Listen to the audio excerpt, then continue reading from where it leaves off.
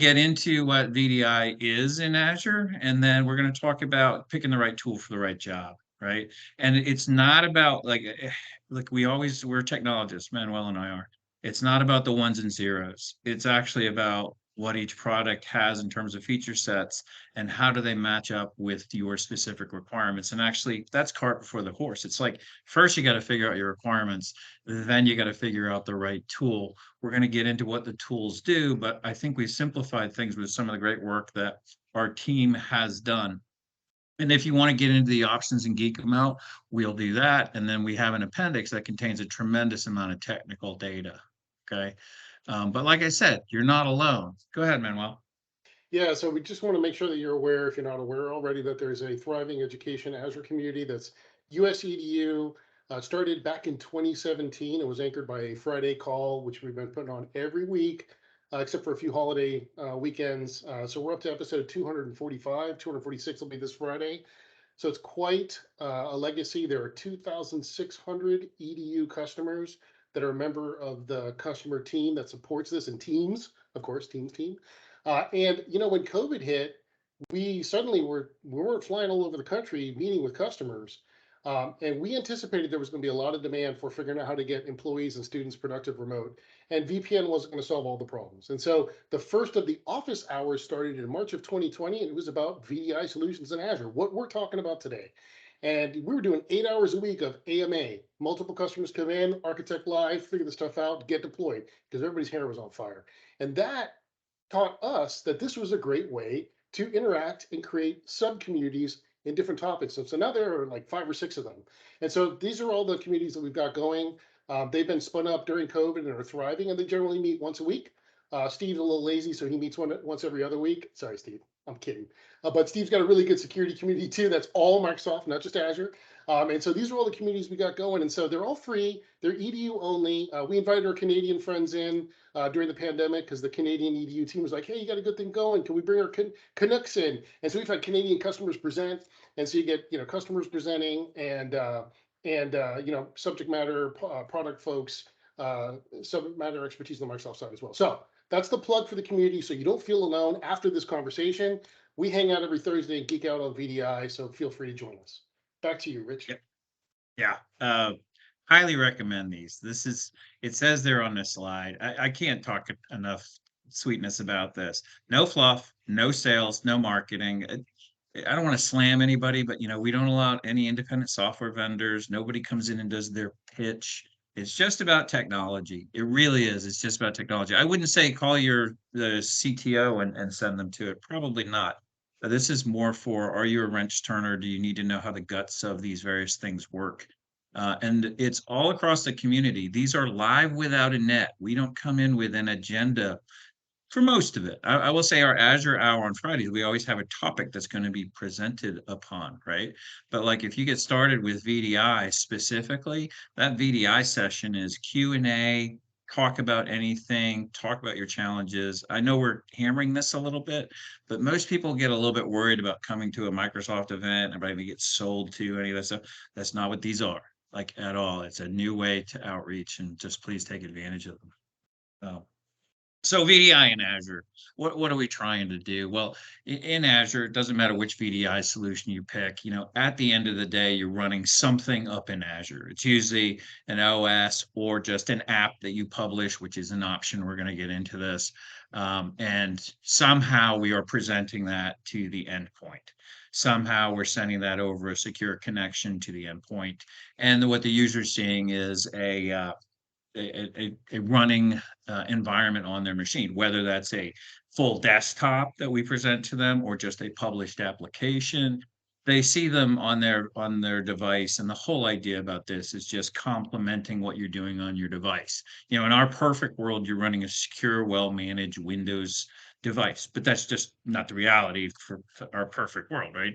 The reality is there's Macs out there, and there's Linux systems out there, and everything I just described, I'm comfortable telling you I can publish things down to them based on various technologies that exist in the VDI space in Azure. We're seeing a lot of real strong interest in, if you take number 3 there, and that's just a dumb terminal, Wise terminal, and it's connecting to VDI up in Azure. That's a well-managed desktop. We're seeing a lot of interest and deployments around that as well. So just FYI, that's really what we're talking about in terms of overall VDI concepts.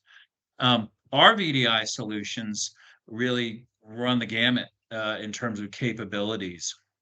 I'll do 2, and you do 2, Manuel. Sound good? Did I lose you guys? He looks frozen. He looks frozen. Yeah. Okay. I think Manuel's frozen. So I'll just get started. So Cloud PC, Windows 365. This is one of the new kids on the block in a relative sense. Cloud PC, that's our Windows 365 variant that allows you to keep a desktop that's running up in the cloud all the time and is assigned to you. And that desktop, you can present it on pretty much any device, sitting anywhere, as long as you're connected to the internet. To its right is Azure Virtual Desktop. That's been our heavyweight contender. That's a solution that allows me to take 10,000 students and offer them desktops. And 10,000, I'm picking that number. It's all about scale and capability. Or I could publish hundreds of applications out of our Azure Virtual Desktop solution. That's pretty much what everybody did during COVID. And that's largely because Cloud PC wasn't available back then. And Cloud PC is this whole world of just one-to-one. Manuel gets a Cloud PC, I get a Cloud PC, they're individual PCs. The Azure Virtual Desktop allows me to do one-to-many, the traditional, think terminal services, and now we're running it in a Windows 11 or Windows 10 environment. So we get support for applications that are logoed for those OSs. And, I can take one virtual machine that's sitting up in Azure that's running Azure Virtual Desktop, and I can put 20 students on it doing their math problems or what have you. Manuel, you want to do the other 2, or are you able to come off mute? You froze for a second. Yeah, I had something weird happen in Teams. I was having some weird noise, but I got you. All right. So the other thing that want to make sure that we discuss here is some of the use cases that we've got here across the different solutions, right? And so want to highlight where we've got the best fit, right? And so let me take control a second. Sorry, Teams was acting a little funny for me. Okay. And we'll go into some of the kind of excellence areas, right? So we look at the features. Again, we're getting a little bit down to the weeds, but it's just for a moment so we can highlight some of the deltas, some of the differences, right? So as Rich was saying, Lab Services is really geared towards EDU. It's an EDU geared product, and it's literally to help you augment or replace physical labs for teaching and learning scenarios. It's typically a semester life cycle. It is one-to-one, but it supports Linux as the operating system for the VDI machine. That is unique. Across the other offerings, it's all Windows. So if you do have a Linux scenario, right? So think about Cybersecurity Academy is a great one, right? So we have an ethical hacking kind of example where nested virtualization is supported. You can run your Mint OS, you can run several different kinds of operating systems that you need to do attack and defense, all within a single VM. It's got really good cross control, but it's intended for unmanaged virtual machines. And so if we let this build out, you'll see that we've highlighted for you for EDU where the highlight spots are, right? And so the idea of being Lab Services, empower faculty, let faculty have some autonomy. If you can tolerate that, they can build their own images, and that way they can close that delay cycle between them having a requirement and having that requirement met, and allow IT to step to the side and go, okay, we've got cost controls in place. You have the ability to have your own lab. We can have that rostered through the SIS, make it easy button for the faculty members, and so they can move forward. So that's a really cool fit for Lab Services. We move to the right to Windows 365 Enterprise.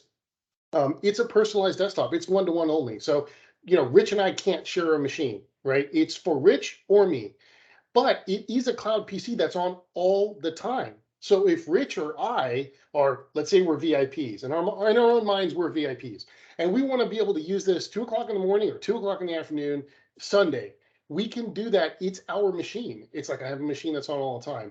And one thing that's powerful is Rich and I, since we are VIPs, are working with sensitive data, right? So in the education space, we think about all kinds of, HIPAA data, and even in the K-12 space, right? Individual, learning plans, right? They can have HIPAA data in them. So it might be interesting to have school principals in the K-12 space use a cloud PC, so we don't have to worry about that kind of data being on an endpoint that we have to then manage and control. It has predictable locked in per month per user pricing. So that's really interesting about Windows 365, right? We've had customers that were working with Azure Virtual Desktop, which has advantages in density and cost and scale, but has variable pricing that's influenced by user activity. Well, we've had customers say, no, I want a fixed price. Windows 365 Enterprise gets you that fixed price. And so it's very attractive in that sense. And of course, if we think about, I'll talk about Azure Virtual Desktop, that's the flexible option that can do one-to-one, one-to-many, Windows 10, Windows 11, Windows 7, Windows Server. You can do remote app publishing as well as desktop publishing. You can't do remote app publishing in Windows 365 or DevBox. So if you think about, I have a line of business application. What was the great example we had during the pandemic, Rich? The killer application was a TN3270 emulator for one of our customers. Can I get a TN3270 emulator? Can I get a witness? And that's what they needed, emergency. And you can publish a remote app, TN3270 emulator, and your end user doesn't have to have a VPN to connect up to that old legacy mainframe. So, there's all kinds of scenarios our customers build out. Think about Azure Virtual Desktop being very flexible, but it does have a little bit more moving parts, right? And so Windows 365 Enterprise is a little bit simpler to deploy. Lab Services is even simpler than that. And the newest kid on the block is DevBox. DevBox, if you think about it, is kind of similar to Windows 365 Enterprise in the sense that it's a one-to-one. It can be self-service provisioned by a developer, and it's got consumption-based pricing. And so, it is kind of straddling that line around the simpler, easier button for the potentially end user to deploy themselves. Again, secure because all the data is in the cloud and it's not out at the endpoint, reliable and consistent. It doesn't matter what quality device the end user shows up with, they'll have a consistent experience in the cloud. And you have the ability to, have IT control over what happens with that. So DevBox is kind of like the easy button targeted at developers. So that's kind of the spectrum of the four options that we have out there. Rich, anything to add? Um, the one thing I would say is probably on the next slide. So if you just go to the next slide, please. Yeah, Absolutely. yeah, this is it. You look at that list and you just have this mix of VDI solutions, right? Each one's got its merits. Manuel mentioned one that was easy. Hey, if you need to do Linux, we have a solution for that. But here's the key is that every client has said to us, well, I don't think that I want to put all my eggs in one basket. So you get to that, what's the real challenge? The real challenge is which solution fits my needs, right? And oftentimes we found that clients were coming to us and saying, where should I use Windows 365? Or where should I use AVD, Azure Virtual Desktop? Or where should I use DevBox, right?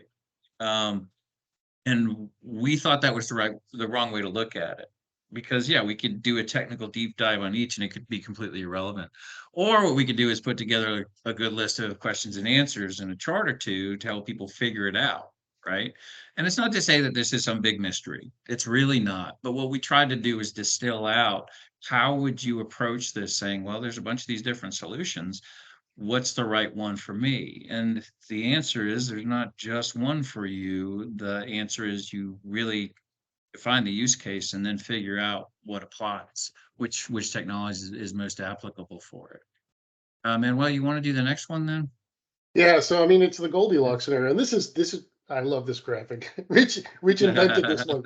It's the figure out the one that's just right for the use case that you've got. And I think that just to reinforce, right, it's about the current use case. Many of us, I come from higher ed, right? We're kind of used to, okay, here's the solution. That's the solution for the enterprise. Well, really, what we've got is a portfolio of solutions that are highly optimized for different use cases. And what you will probably find in your enterprises, because EDU enterprises tend to be large enterprises, is that you will have different challenges and different projects that might have slightly different optimizations. And so, oftentimes we find ourselves working with customers that have one or more of these deployed and deploying yet another one, or sometimes a different style of deployment of an existing solution they've got, because we can really, really optimize for cost, performance, ease of management, right? And so that's the thing is that hopefully don't be intimidated. Just know that you're likely to find a really good fit for whatever your scenario. We've seen some crazy scenarios come across in the last 3 years, particularly, thanks to the craziness that's been COVID, right? Right. Absolutely. So we have an approach to this, right, Rich? Yeah, our approach is you have to ask the right questions. And there's a job aid in here. These slides will be made available to you after this. If you came to me, whomever you are, and said, hey, here we want to do Win 365 in Azure, you just pick a technology. I would actually go through these questions with you, regardless of the chosen technology, because it's one of those things like, if you pick a technology, you pick a hammer and everything becomes a nail, right? You pick a screwdriver and everything becomes a screw. Let's not do that. Let's actually go through an understanding of the use case. And we would recommend highly that for all of you on the phone, all of you in the meeting here, is take these 2 slides. And when you have a VDI challenge, if you're thinking about using Azure for it, answer these questions first. Especially, most of us tend to be technologists that gravitate to these meetings, and people will walk in the door and say, business users, whether it's a college at my university or whatever, will walk in the door and say, we want to use this technology. And the question is it right for them? Right.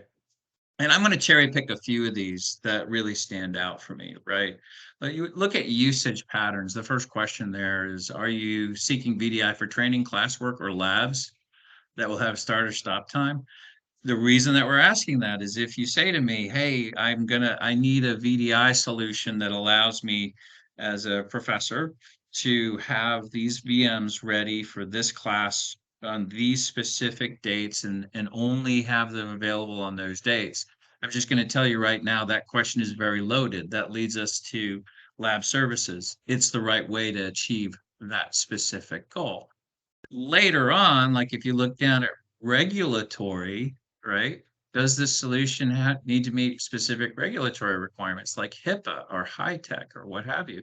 If you say it has to be HIPAA, must meet HIPAA certification requirements, I'll just tell you all again, a little secret. That's going to obviate the need of, obviate the approach of using lab services, because lab services isn't built to be part of your infrastructure at your institution. You can make it do it. You can force it to be part of your infrastructure, but is it built out the gate to do that? Has the capability? Is it your best choice? No, it's not. It's more ephemeral, if you will, than something else that we could pick from, right? And again, I'm just going to pick out a few things on this. Jump down to technical details where it says what OS is required in the VDI solution to support your applications. Do we need a specific Linux distro? Again, we all know if that happens, then we're going to jump over and use lab services. It's the only thing. And I'm not trying, by the way, I'm not trying to say you had to memorize that slide earlier, okay, about here's how these things all compare to one another. No, no, no, no, no. That's the beauty of this is very agnostic about which one you're picking. I'm just telling you, like, these are loaded questions because based on the answer, that will drive some of our technology decisions. It just will. If you say I need a Windows Server, there's only certain choices I can make. There just are. There's only certain choices I can make in terms of which technology I'm going to pick. Like I couldn't pick Windows 365 because it doesn't do Windows Server. Okay. So that's why these questions exist. And I've cherry picked a few of them that tend to be my favorite things. It's like that song, which we're almost in that season, right? But Manuel, anything on this slide that you tend to focus in on, like I just picked? You hit the highlights. And the idea here is, look, we want this to be a leave behind for you so that you can consult with your customers, right? And it'll help you kind of figure out in the grand Plinko system, where is the best fit, right? And it's about finding the Goldilocks comfortable bed. And these help from the experience that we've had working with many, many customers over many years to drive towards the best fit. And I think, it's a great tool for you all to have, because trust me, your users like this stuff and there will be more of this stuff. And that's not always going to be the exact same scenario. So it's helpful to have these kind of tools. And this was built out, by the way, with the participation of our VDI community. So we have had customers that have helped build this as well. So it's our team and our customers helping. And To go on, you've got the second part of this, right? So even more technical details, right? Rich, if you would speak to some of the things like teams, et cetera, GPU. Yeah, these are, I mean, these again help us drive the right decision-making process. And I'm sure some of you are sitting there saying, wait a minute, wait, isn't this supposed to be like a nerdy Microsoft discussion about ones and zeros? And let me just be real straight up on that. Manuel and I are nerds. I mean, don't get me wrong. I mean, I feel like I can say that and not be disparaging, right, Manuel? Right? But here's the thing, unless you ask these questions, you're going to get the wrong solution, or you have the potential for picking the wrong technology to back the requirements, right? So again, just know that we are nerds and we'll get as nerdy as you want, right? But some of the questions that exist on here are extremely important. Like it's on here, technical details of your Azure footprint, right? Do you currently have a desktop delivery solution like Citrix or VMware Horizon? Why would we ask that? Aren't those competitors to you guys? Well, guess what? Those are management planes for certain products that we have. You can use your Citrix world or your VM world, your management plane, to manage some of these VM solutions in Azure. Not all of them, but some of them. And if there's an opportunity for you to use tooling that you're familiar with, hey, we're all about that, right? Notice there's a question in there under technical details. Do any of these applications require a GPU? We're listening for words like demand for NVIDIA or AMD, right? If you need a GPU, there are certain solutions that have it and certain that don't. And we're not trying to be cagey about this. This all comes around on the next couple of slides. You ask these questions. You just do. And some of them are a little business like, do you have a budget pre-approved? Well, the reason we tend to ask that is, we like, are you looking for flat rate pricing as part of that, right? But again, we work through these questions because what we're trying to do is figure out what's the right technical solution that backs up, your need. And we're trying to define your need. And again, use these, please. Do you want to go to the next slide, Manuel? And then, yeah, okay. These are some of the absolutes. These are just some of the absolutes. Like, if you need Linux OS, you got to use Lab Services, right? The Windows Server OS is involved. Well, you got to use Azure Virtual Desktops and one-to-many or one-to-one, or use Azure Labs one-to-one, right? Those are the only solutions that support Windows Server. If you need Windows 7 support, which by the way is evaporating pretty soon, I'm pretty sure we're almost out of that, right? But it's only available in AVD and Azure Labs, and I think that we're going to stop the ability of spinning new ones up pretty darn soon. Windows 7, if you're on it, you just need to get off it, and just not going to be a supported solution there anymore. And I don't want to read every single one of these to you. I just don't. But the whole notion that we've talked about many of these points actually, but the whole notion about just understand these are some of the ground rules that you really need to be thinking about, as well as some of the you must haves, right? You must know, like for example, if you need at the very bottom, if you need a GPU, you can't do that in Windows 365 or DevBox today. You just can't. So that obviates those solutions. And these are some of the ground rules that we put together. Go ahead, Manuel. No, I was just going to note that, you said today, right? And that's an important thing to emphasize. This is the cloud, my friends. And so, the piece, trust me, those product groups are working on enabling GPUs because, again, they all run on Azure. And in Azure, there are GPU VMs, right? So it's about timelines, right? So it's very important to have those conversations and also know that those reason why we emphasize the communities is because we talk about these things, right? As they're turning the corner, as things are happening, we'll update these materials. These materials are in our community and they're there for customers to download whenever they want. And that way, you'll know the moment that changes, we'll be shouting about those things. Hey, GPUs came to Windows 365 today, right? We will definitely shout about those things. So you're in the loop because stuff changes. Absolutely. Absolutely. So you want to go to the next slide because this is where it all comes together. And Manuel, this is your baby. Manuel did the hard work on doing this. So please do your magic. Explain So how it all works. we spent all that time asking questions, right? So now how do we figure out how the answer to those questions? That's the collect requirements section. How does this help us drive towards which solution? You can see some are absolutes, like do the VDI VMs have to run Linux? Yes, straight to AZ Labs. We're done. Don't pass, go, right? Then if they don't have to run Linux, then you're asking, okay, it's Windows. So then do you want multi-user or one-to-one? Maybe I'm not sure, or maybe I know. right? And so this will drive the directionality of which solutions fit. And we've, again, this has been exposed to our customers for, I think, since August of 2021. So about a year and a half, we've had this, iterated and worked on with our customers who join us every Thursday. So this is pretty well tested. And I appreciate, I think Rich and possibly Ken have been busy adding DevBox and a couple other Windows 365 scenarios here too. So it's up to date. And we keep this, we make an effort to keep this stuff up to date. And so this is where we can help you, right, with tooling so that you can help drive these conversations closer to the end destination. And then if we're here to support you with consultative help to really refine and maybe confirm and help you get those deployed, right? But hopefully this will help you navigate that landscape of the multiple offerings, because again, they have their sweet spots. And the idea is figuring out your particular technical requirements, your customers' requirements, and how those map. Love it. Love it. And then we'll step to the next one, I guess, which is, okay, so what does this all look like, right? So, when Rich and I were trying to do, by the way, Rich and I did an internal session on this, coming up on about 18 months ago. When inside of Microsoft, people were like, wait a minute, what's this Windows 365 cloud PC thing? Oh my God, my head's exploding. And so we had an internal conversation about this, and we figured, hey, what can we do other than a Venn diagram? That's a great way to show this. So that's what we did. So the first thing we're going to start with is something that often is neglected, which is partner solutions. Hey, if you've got Citrix or you've got VMware, know that those solutions can run on Azure and leverage the licensing that enables these Windows 10 and Windows 11 single session, multi-session scenarios. You can do that with Citrix and VMware in Azure. So you don't have to move away from those partners if you don't want to. And then there are other partners that layer onto Azure native. So AVD native, for example, Nerdio and NetApp have offerings that help automate some of the management involved with our first party solution. So those are all management plane-esque solutions or automation solutions that help you, with the fluidity of doing VDI in Azure.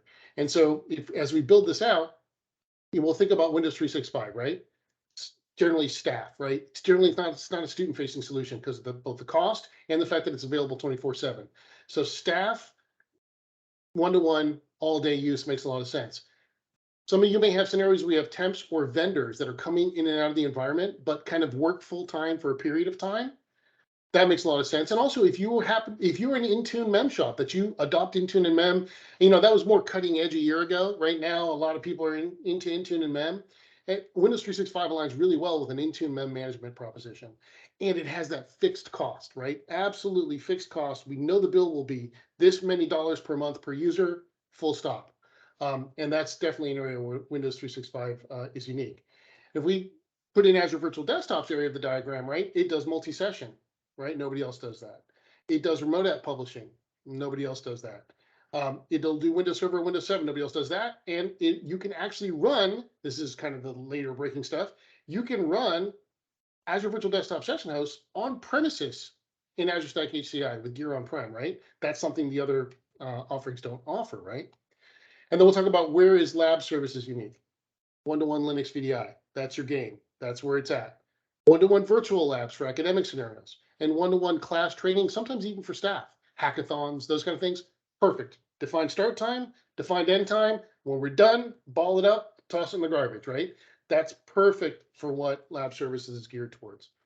And then we've got Microsoft Dev Box as well, which we'll drop in at the end. Now, there are some overlaps. So I don't know, Rich, I've been talking for a bit here. Do you want to talk about some of the overlaps as we build this out? Some of the overlaps, the first one in the middle, compliance, right? Which is partially red and partially not, right? There's some bleed over there. If you turn to me and say, hey, I'm a medical institution, I need to prove the compliance. I'm going to say Azure Virtual Desktop's going to be a great solution, and here's why. All the machines have to join your directory. All your machines have to be managed. It's just a fact out the gate. When I say managed, we think of group policy as the beginning and end of beginning of management, and you can use whatever management tool you want. The reason it bleeds into Win 365 is Win 365. I need to be compliant out there. Okay, great. I can, because everything in Win 365 must be joined to my domain and must be joined hybrid to my domain. Merry Christmas. So we still do management there, and it comes with Intune loaded in Win365, so I can prove compliance. That's my management tool of choice in Win365. Also, on top of that, when you look at what do we have that meets certain regulatory requirements as far as services on the Azure side of things? Yeah, those two are compliant with numerous regulatory.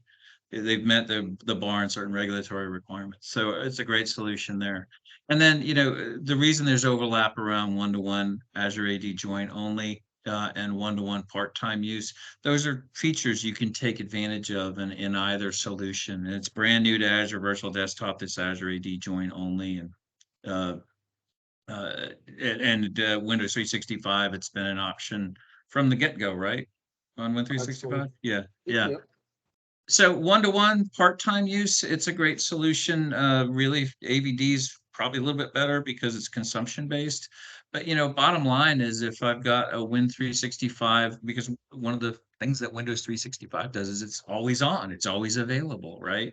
Even if I've got vendors that are coming in and just working with me for a certain amount of time, but I want them to be on a well-managed workstation that I own so I can see all their network traffic. That's part of compliance, right? So I can monitor all their network compliance and send it through my firewalls for packet inspection or what have you, then that's one of the reasons that gets called out as the compliance thing. There's one more build, Manuel, I think. Yep. Yeah. And so that's kind of DevBox-y. DevBox is maybe another build. Is that it? I think that's it. Let me see. I think that's it. Okay. Yeah, Yeah, that's it. okay. Yeah, that's it. Okay. Oh, there it is. It got red now on my screen. It wasn't red earlier. Okay. So DevBox gives us the consumption pricing thing that Win365 shows up with. Windows 365 shows up with a pre-configured VM. DevBox, it's just configured to do dev. And the difference is it's not on all the time. That's one of the big differences anyway.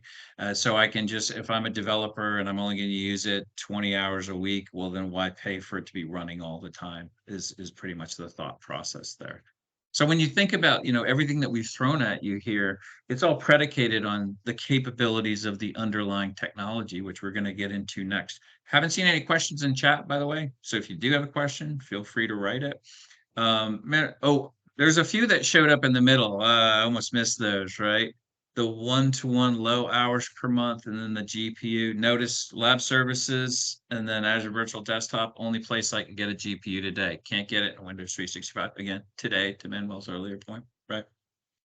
And if I'm going to do one-to-one low hours per month, I might be thinking more Lab Services or Azure Virtual Desktop. All right. I'm not saying you wouldn't ever use Windows 365, but there's a break-even point on costs there. There just is. And if you use Azure Virtual Desktop one-to-one after a certain number of hours, I think it's around 250 hours per month, it starts to make sense to use Windows 365. If I'm using it really low hours per month, like just for a lab, then the Lab Services becomes my best fit. Yeah, and we'll say, and Go we'll say ahead. this is this is not generic, but it's kind of a little bit wide scope guidance, right? Rich and I both have customers that are doing academic class labs in Lab Services, as you might expect, but also in Azure Virtual Desktop, right? And so it's not that there's only one way to do this. It's just that these tend to be the sweet spots for these different solutions. And we try to give a graphical kind of Venn diagram view of where to start thinking. You may end up deviating from that, but this is probably the place where you want to start thinking about these solutions. And then we'll, confirm fit with consultation with, again, your colleagues and Microsoft subject matter experts in that community is a great way. We get customers that bounce ideas off each other and us every week, right? And it's really is helpful to figure out your way through the woods here. Manuel, So I'm going to take control. Do you mind? yeah, go ahead. Okay. So let's get into the guts of each one. Is that where you're going? Exactly. I was gonna say it's time to geek out a little bit because we've been talking Yeah, conceptual. let's geek out a little bit. So Azure Virtual Desktop. It's really predicated on a few major technical innovations. Okay. The first one is we built a multi-user version of Windows 10 and 11. Okay. That's one of the keys is we built a multi-user version. So it used to be when you show up to do virtualization of a desktop for a user, everybody would get their own. Right? You get your own Windows 10. And by the way, the reason you wanted Windows 10 or Windows 11 was because of the logo certified software that's guaranteed to run on it, right? You could use Windows Server out there, but I don't want that. I want my logo certified stuff. Well, we built a multi-user version, and the multi-user version takes a lot of VMs that were all running at very low utilization and basically says, hey, they can all run as one system and multiple users can hit that system, and we're going to get better economics out of that. I can stand up a few really large multi-user Windows 10 or 11 systems, and I can have multiple users hit that. And then as I need to scale out, I just add more systems to my farm of, we call it a pool, my pool of systems, and I can support hundreds of users, thousands of users doing that. And by the way, everything that we're discussing, I have clients doing it today. Manuel has clients doing it today. The other thing that we did was we said, hey, the server farms that we used to have to build to support remote desktop services, we're going to get rid of all that. And we're going to create public platform services that do all that for them. This, by the way, was something that if you've ever stood up as it's wow, I said Azure. If you ever stood up Windows remote desktop services, you know exactly what I'm talking about. This was very hard to do. There were a lot of moving parts. Each one could be upgraded independently, which was a lot of fun. There were dependencies between those parts, and if one of those parts broke, generally the whole solution didn't work and nobody could do their job, Oh, right? don't forget certificates. Don't forget certificates. Certificates, making it highly available. Oh Lord, it was really hard to do. So what did we do? Well, we said all that we're going to turn into a set of services. Those services you don't manage at all. They just exist for you.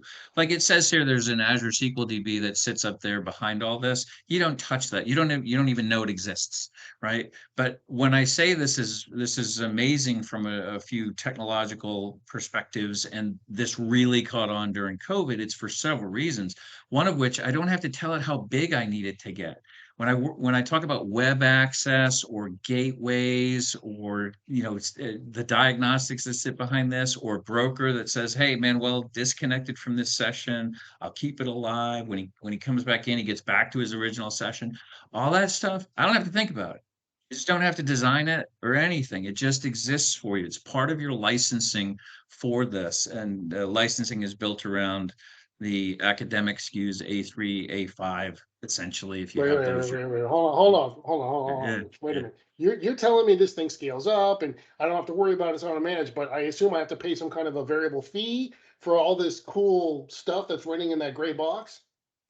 No, No. nothing in that box. No, Oh my gosh. you actually just pay for and manage the VMs that you built. That's it. So It's it's yeah, possession of that M365 A3 or A5 license gets you the right to use that to your heart's content. You don't pay for that stuff in the gray box. You don't declare to the stuff in the gray box, hey, dude, I'm going to add 10,000 users. You just do you. And that thing right. scales. That's really cool. It's really cool.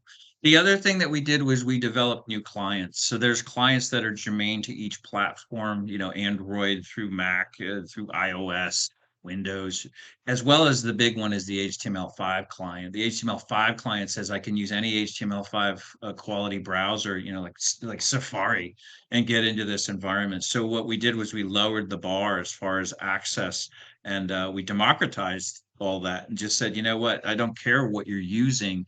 If you got a HTML5 browser, you can get in and use this environment. I often come into my AVD environment right from my Linux desktop using a Firefox browser. It just works. As well as each one of those fat applications offers varying degrees of increased capability. Like on my Windows client, if I'm running the Win64 bit client on my Windows machine, talking to my AVD world, I can talk directly to my hard disk, which is kind of cool. I can move files between the environments if I want to. He means Edge browser, not Firefox. That was good, Steve. And what's cool about these is that they rely on the self-updating features of the stores that exist out there. The Windows client is self-updating. So all that stuff that you're used to in terms of how the apps stay updated, we didn't change all that, right? And then the other big part of this is we bought a profile management solution called FS Logics. And this, again, I told you we're in the nerd section of this. Um, the biggest challenge that you have when you have multi-user Windows systems that are sitting out there, because remember, it's systems, it's multiples that might have 10 of them that are supporting 1,000 users, right? Whatever. You don't know which physical box you're going to want, excuse me, which virtual machine you're going to wind up on out in Azure, right? And what we didn't want to do was rely on a roaming profile that chase you down and give you all your settings, because roaming profiles are scary things to us at Microsoft. We all know that you always end a roaming profile sentence with the word corruption because it's just one of those things that happens, right? Well, we bought a profile management solution called FS Logics, which says when Manuel logs into a VM somewhere, we're just going to quietly mount this virtual hard drive that exists on a network share out in Azure, and it has all of Manuel's profile information. And because we're mounting a drive and munging it, if you will, it's a technical term, with the C drive, there's an agent that's sitting out there that does all this for him. Manuel just sees the C drive. His profile information follows him. His desktop settings, his colors, his Outlook profile, all that good stuff just follows him regardless of which VM he logs into. And because it's just a mounting of a drive, it's extremely fast. It's not like if you were doing traditional roaming profiles, you would be copying files like literally up to a central profile server. No, this is a clean mount and dismount. Like that's it. That's what you're doing when you use FS Logics. So it solved the problem of how do I make it so that Manuel's profile follows him around. And this is why AVD is so popular, because it solves so many problems. Because it's not just about publishing through the stuff we're seeing over the left. It's not just about publishing full desktops. I can publish applications out of here as well. I don't have to give you a full desktop, because think about it. If I've got a Mac user or an iOS user, do I really want to give them a full Windows desktop? Probably not. I just want to take my 3270 emulator, which was the killer app for one of our clients, and publish that as a published app.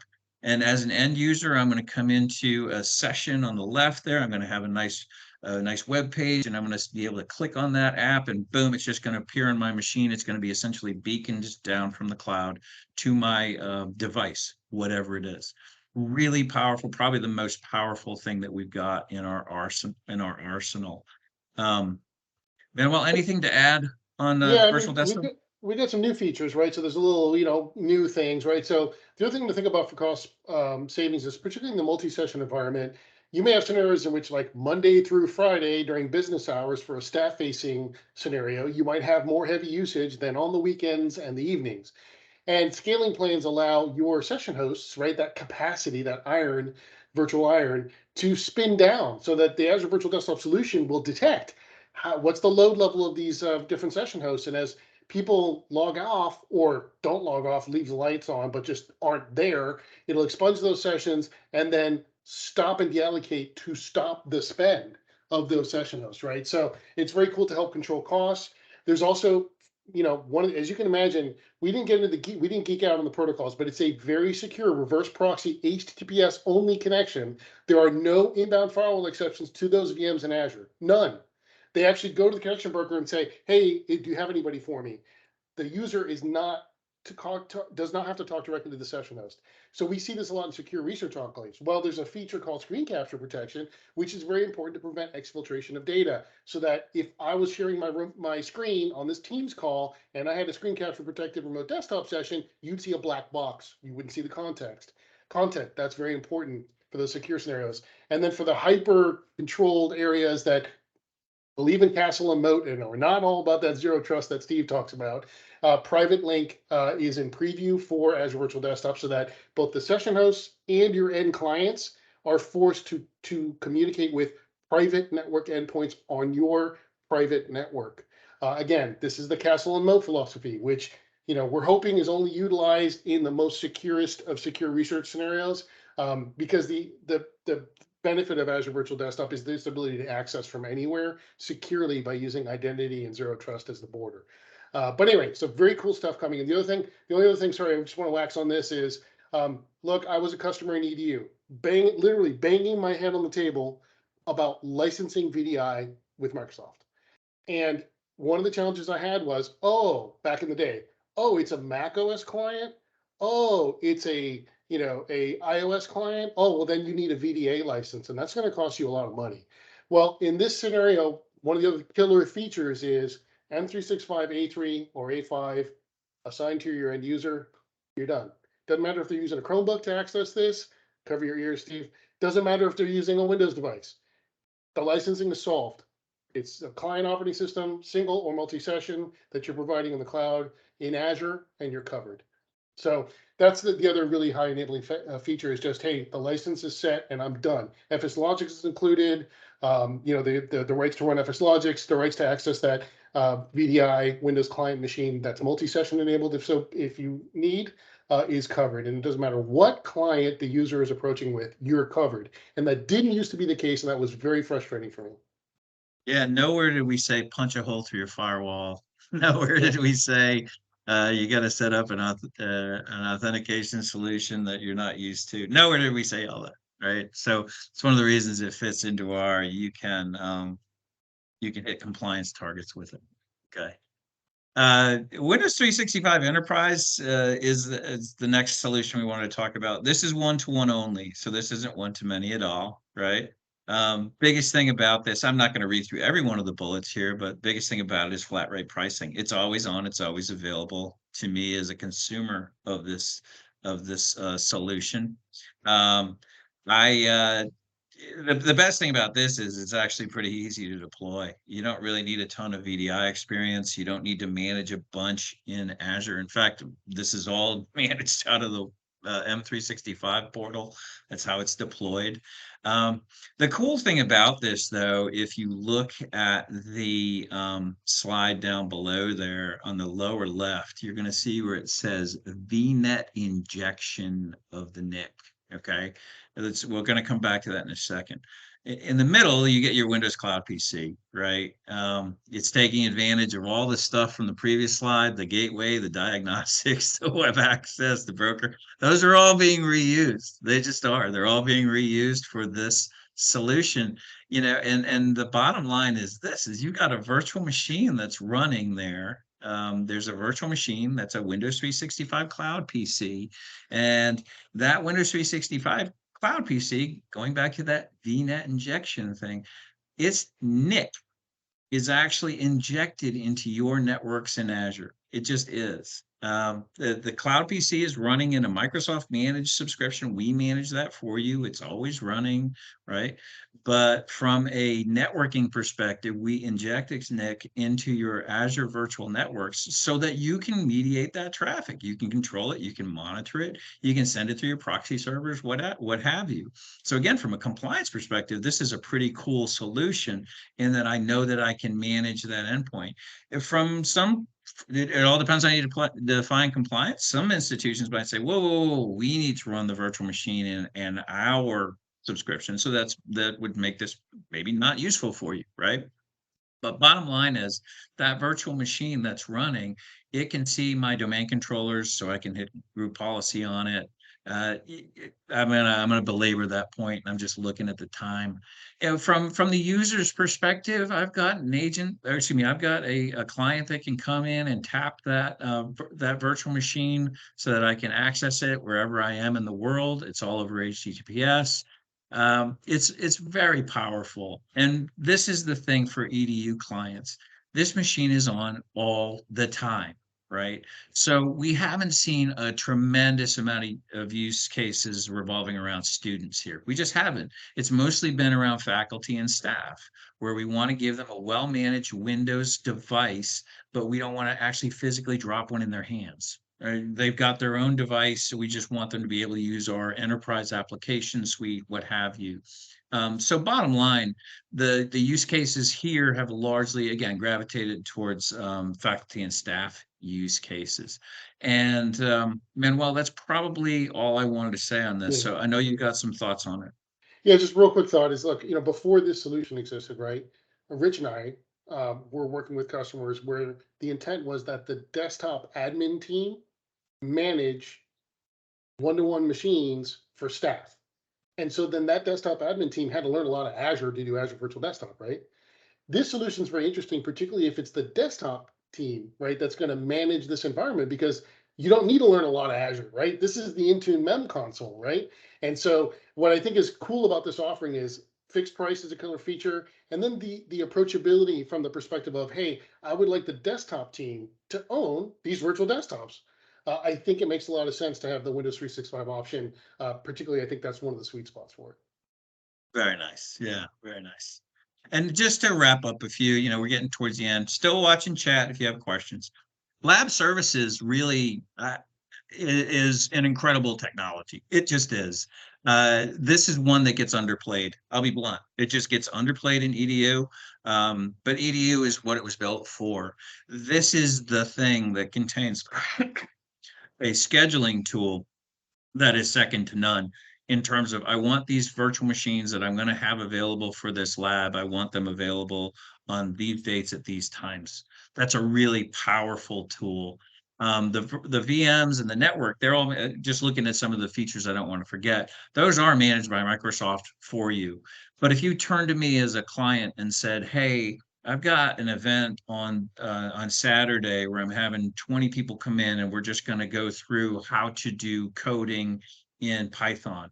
I would say, you know what? What's the OS we're going to run that on? Because a lot of people might do that on Linux, but if you want to do it on Windows, fine.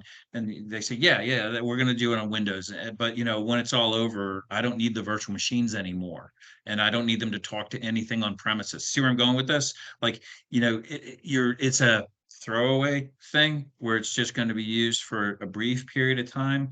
Look down where it says Lab Services EDU value, classes or professional training, hackathons, hands-on labs. That's the sweet spot for this. So I tend to think of labs as it's just got a shelf life, and it's a short shelf life. I tend to think of, going back to Azure Virtual Desktop, I think of that as like a semester-driven workload. I've got to give 10,000 students applications for a semester, and then I want to blow it all away, right? But I need them to be machines that are on our directory and all this other stuff because I want to manage them. That makes sense. Windows 365, as we've said, 24/7 access, faculty and staff. Lab services, very short shelf life, or maybe I'm going to keep them around for the semester, but I don't want them on all the time. I don't want them utilized all the time. I want them to be used in specific scenarios for a specific amount of time. Yeah, that's pretty much where lab services is going to play. And just so you know, like, it's not to bash lab services, because you can, as it says below, you can peer your VNets. You can actually join these things to your domain if you feel like it. There's no automation to pull that off. You're gonna have to do some of that manually. But the cool thing about lab services, as Manuel has said before, is that you can turn over the management of these things, stop, start, rebuild, to other people in your institution, whether it's the professor running the class or someone else in your IT organization that might start and stop the VMs or rebuild them on behalf of a given professor. So again, Manuel, back to you. Anything on this one? Yeah, the only Just thing I looking at would say them. is, like, when we think about, we're all cost sensitive in EDU, right? And so one of the cool kind of things about this is a pay for what you consume service, right? Unlike Windows 365, which is actually fixed, but this service has a hard limit. So you can set for the lab, students have scheduled runtime of 5 hours for synchronous learning when we're meeting during the week.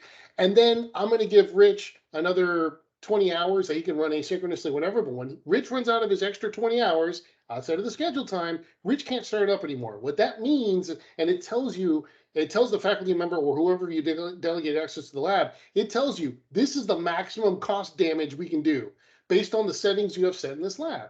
And what's cool about that is if they use it less, because Rich is a pretty smart student, he's not going to need his full 10 hours. If he only uses 5, then you only pay for 5 extra hours. But if Rich is going to use, if Manuel is a little bit slow, I'll use the full 10, but I can't go to 11 because I don't have any more quota. And so what's cool about that is it's a kind of consume, pay for what you consume, but with a hard limit, which the other services, nothing else hits that sweet spot. That's what I think is part of the reason why it's super cool for EDU. Yeah, and you know what? The other thing that we should mention is every one of these comes with the opportunity to customize a generic VM and turn it into, put your applications in it, right? I mean, that's just every one of them has a solution for that. It's not like we just say, here's the only stuff you can have in your VM. No, not at all. Every one of them comes with a solution for managing all that. DevBox is a new kid on the block. I think it's out of public preview though, isn't it? Yeah, I Or is think it, oh so. no, it, Is it? I don't think it is. This is terrible. We do this all the time because we test everything in public preview. We don't care. We Uh, forget. we forget. But bottom line is that the whole point of this is DevBox took the idea of Windows 365. It did. It took it and said, well, why don't we build a consumption-based option on that and just include in it just out the gate all these dev tools, right? Why not just do it so that as a developer, I can I use a dev box when I need to, consumption based versus it always being available all the time. It's a vast oversimplification of it, what it does. But if we had to distinguish where it fits, then that's really where it fits. All the other good stuff about VNet injection and monitoring traffic, all that stuff exists. So there's just another option in the tool belt that's built specifically to address developers, dev teams, and all that other good stuff. Um, and just looking at time, Manuel, anything to add to that? I am just verifying it still is in preview, but there is some pricing information out on this as well. Oh, So good. Okay. So good. Thank you for checking. I knew you were doing it. I saw the eyes flickering on the different screens and everything. So DevBox, yeah, just know we're skipping over it kind of fast just in the interest of time, but it's the new interesting kid on the block. So Q&A is open if you want to either come off mute or type it into the thing. We're almost out of time, but Manuel and I can stay longer. Just know while you're coming up with your questions and stuff, there's a huge appendix of about 20 other slides that contain a ton of drill down on all of these. That and this slide deck, by the way, Manuel and I and a bunch of other folks on our team have curated. So just know if you have any questions about any of these, the first question in chat is, will the slides be available? Yes, we will make them available after this. Just look for follow-up email. Manuel and I will post this such that the powers that be can access it along with the recording. You'll be able to get it. So floor is open. Any questions? And again, we can stay late. If you have to drop, please do. No big whoop. yep, don't be shy. I am or come off mute. There's a Yeah, internet so audience. I've released my hold on everybody's microphone so that they have the ability to open up and ask questions. Please do so at this time. Thank you. Oh, and Steve, do you have a repo where you're going to drop all the decks and stuff and recordings? Yeah. The recordings are going up on YouTube, and they will be linked on the agenda site. Decks will be as well. I think we last year one of the people that helped set the conference up, whatever, they put their stuff inside of OneDrive and linked it out of there because they were Google Shop and didn't use OneDrive. Nice, Steve. Yeah, it's the truth.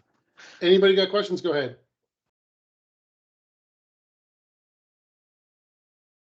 That was a lot of content. There must be some gaps. Yeah. And like you guys said, if they're shy right now, or if they're going to be starting to head over to the next session, they can always head to your office hours as well that you guys have every Friday and bug you guys there. Yep, the VDI office hours on Thursdays. You can hang out with us 2 p.m. Eastern. Yep. All right. So since there's no questions, this is clickable, by the way. If you want to click on it right now before you leave and join Azure Hour, join any of these, please click and do it. Otherwise, look forward to the slides. You've got both of our emails if there's follow-up questions. We appreciate everybody's time. Don't want to belabor it. It's 5 o'clock and y'all have a good evening. Yep, we got one more session, so I'm going to stop the recording.